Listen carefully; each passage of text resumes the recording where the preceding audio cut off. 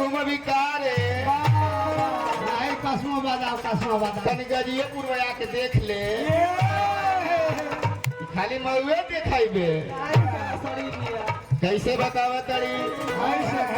अरे अली आप पूर्व के ओर से अरे घर के सवनवा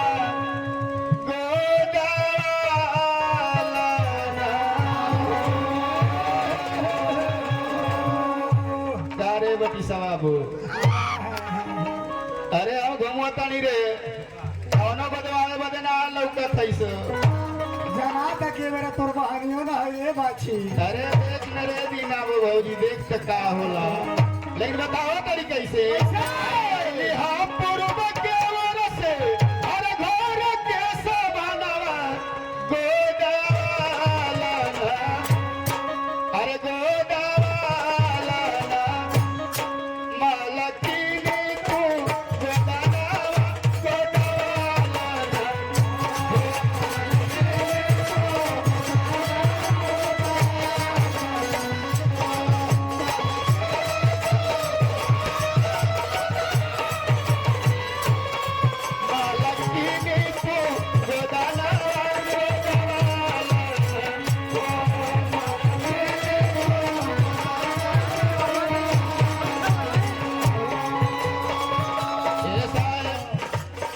कैसे बतावा तारी घूम घूम के अरे रजब के नाम चाहे के नाम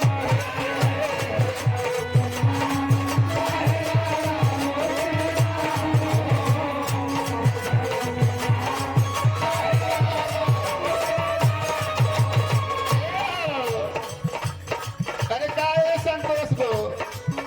अरे तोहार तनको ना दया लागत थका हो अरे देखा है आ गई मीनाक्षी बुची अच्छा आंगवे खड़ा हो गई भाई देखा पौना ही कुछ हम ना करीला वाह वाह लेकिन तोरी प्यार खातिर ये कुछ सब कर दे जैसे कि तोहर मान सम्मान हमेशा मिलेगा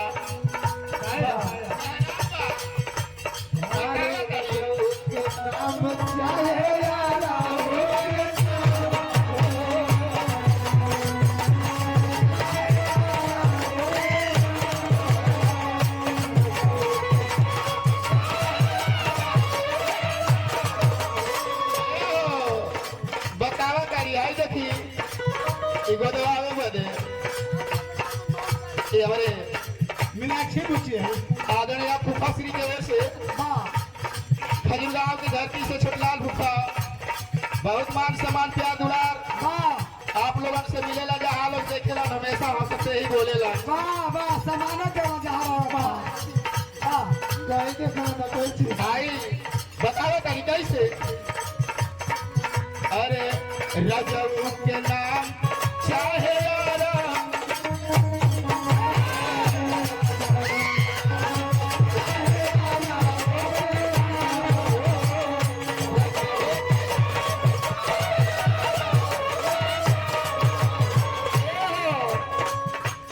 सुना करू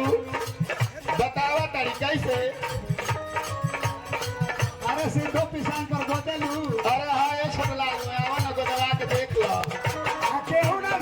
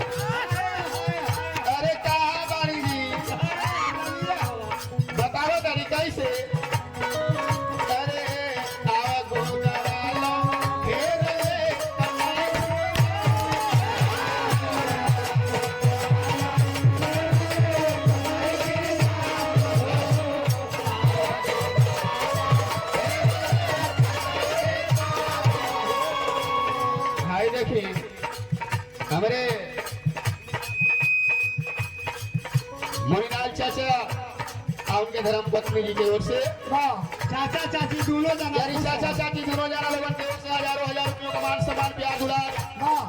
सब लोगन के नमस्कार प्रणाम आशीर्वाद की कामना वैसा है। लेकिन बताओ तरीके से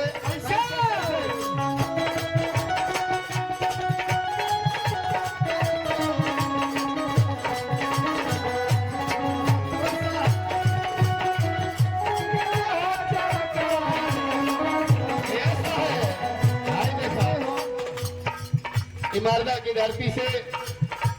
हमारे सुदामा कवि जी की ओर से हजारों हजार रुपयों का मान सम्मान प्यार दुलार आशीर्वाद के कामना हो। लेकिन कहना अम्बा का अरे अरे रजऊ